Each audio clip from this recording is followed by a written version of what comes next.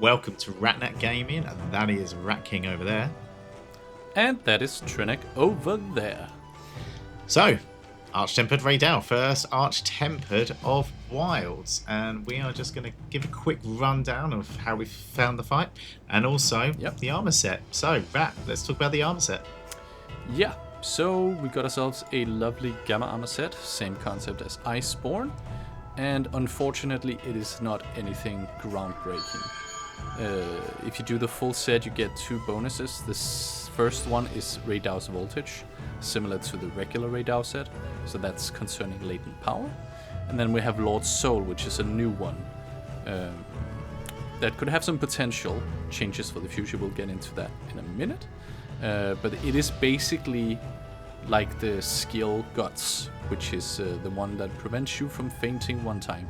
Though, on top of that, it gives you a boost of attack if you don't activate the Guts feature. So you get 5% base roll if you don't get taken to that threshold.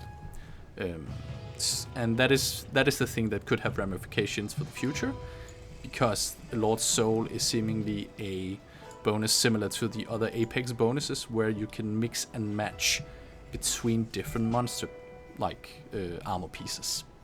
So you can potentially have other AT armor pieces and activate this bonus. So that could actually really shift the meta in the future then. So rather than everyone running around in 4 pieces of Ghor Magala or Fulgur Anjanath, we could be mixing it up with Rey DAU or Ufduna, you know. Yeah. Okay. Hopefully we'll see some fun changes, and the armor itself is okay, and there might be a few pieces, specifically the head and the arms, could be nice to use, but they're not straight upgrades. The whole set gives you 1 level of weakness exploit, full max might, stamina surge, full latent power, 2 levels of evade extender, and some stun resistance, which is negligible. But especially the helmet could replace another helmet, and if you're using gun ends, potentially you could work in the arms, because you get the evade extender for free and some nice 3 slots. So there are some options, but nothing groundbreaking, nothing really meta shifting. So more or less what we expected. Yeah, I mean, Capcom will always tease us with ideas of changing, but it doesn't actually happen till right at the end. Yeah. There we go. Okay, well, breakdown of the hunt. Rat, I would really love to hear. Absolutely cannot wait to hear how you found the hunt. Oh, you rat bastard. Wait, that's me. Yes. I'm not the biggest fan, but it's also not the worst AT fight. Like, there's the multiple Arch-Tempered fights that are worse than this. But I found it mostly tedious and a bit artificial in why it's difficult, with all the secondary explosions. And that could have a lot to do with me being, to some extent, mainly a gun ends player, though I do play most weapons. But having to double counter everything just really breaks any flow in combos. Whereas if you're using a bow like Trinek or something else where you can dodge a lot. I was also doing a sword and shield one where I could mix and match a bit more with counters and dodging, so that helped. But yeah, it wasn't the most fun experience for me, but it's also not tough. He doesn't hit incredibly hard, and he doesn't have an excessively large health pool. So it's just mostly in the moves and the extra explosions.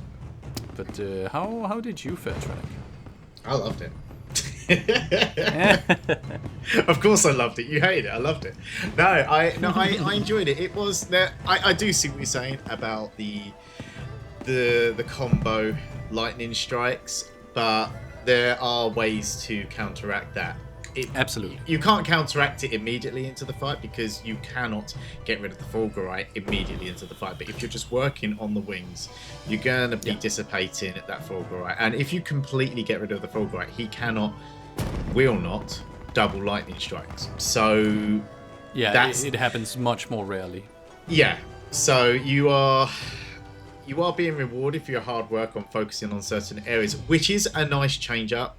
To rather than Unga Bunga on the head 24/7, it is nice to be like, actually, it is going to be more beneficial to just work on this wing, move to the other wing, move to the tail, And that also then leads to more wounds being opened up overall, which then in turn increases your damage because you are, you're doing more damage on wounds. So I enjoyed it a lot. And because of his double combos that were coming in, especially using bow, dash dancing through it, my stamina was never dipping below halfway throughout the entire fight. I think my first one... I feel like he sounds like he's made for bow. Well, I wouldn't say that because I have done it with Charge Blade as well. And Charge Blade, again, you're not shielding as much because Savage Axe Slash is OP for Charge Blade. So you are just kind of rolling it out of the way for that. And I did get caught short a couple of times with him for that. But, yeah, I mean... I did my usual of, okay, I'm going to flash him out the sky. I'm going to be trapping him. I just want to keep him locked into position as much as possible. So that was really beneficial for me. I had fun. Yes, there were some artificial things about him. I was hoping it was going to be a bit harder. I mean, my first clear was 12 and a half minutes, something like that. By the time I got to my third clear, I was just over 9 minutes. But that was more because I stupidly used a fire bow for my first one. I didn't realise that I picked up the wrong weapon. I left it back in place. But then, once after using the right element, I then had a much better time hunting him. So yeah, there was that. Nice. So what trips? What was you using though? Trips and ticks. Yeah, trips and ticks. Tricks and tips. Well, I mean, we did talk about Camp 16. Make sure you got it because he spawns in his lair, so that is the closest camp. And then you're basically just gonna go straight in there, and make sure you pick up some grounding pods. Oh yeah, no, that really does help in Area 17. Yeah, there is a potential to lure him away either with the luring pods. They're a bit less effective on him, or you can anger him, enrage him, and get out of there. But the thing about his lair is also you've got the nice rock drop, and in a combination of rock drop, potentially sleeping him if you bring a light bowgun, and then capturing him at the end of the hunt, you can shave off up to like 20% of his health for the entire fight. So if you find it a bit challenging, those are some things to really keep in mind. Get the rock drop, potentially with sleep, to double the damage, and make sure you trap him with a pitfall. Obviously, you can't be shock trapped because that wouldn't make sense at all. Yeah, but what doesn't make sense is that he can be paralyzed.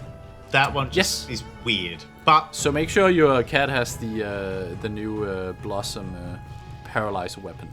Yeah, because that'll be quite nice to just be paralyzed. Because you should be getting one paralyze at least. If you bring a paro weapon, you might get a couple more. Yeah.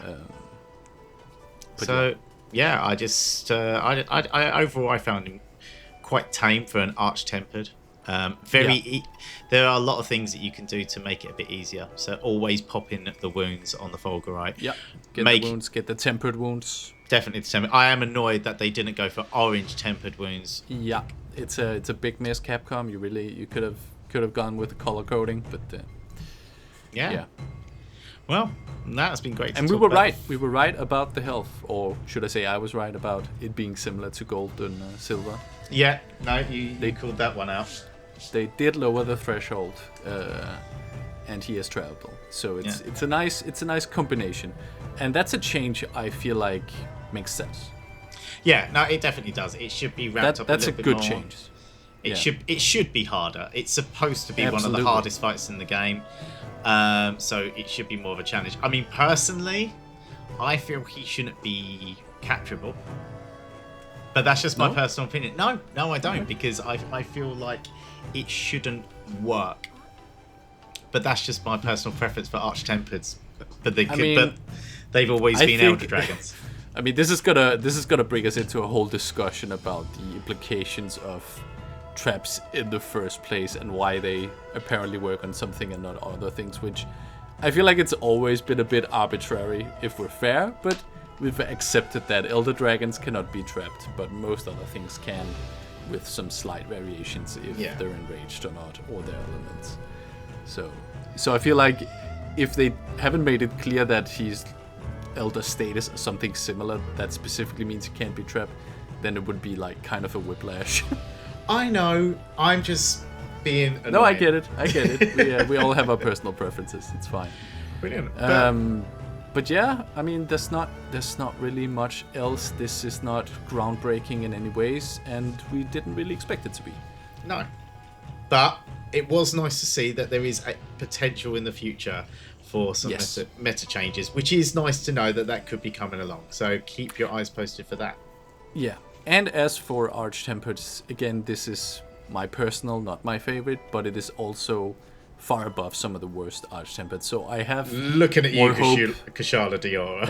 Yeah, I have hope that Capcom they're on a better path of knowing how to make these fights better. Yeah. And harder. So yeah. Brilliant.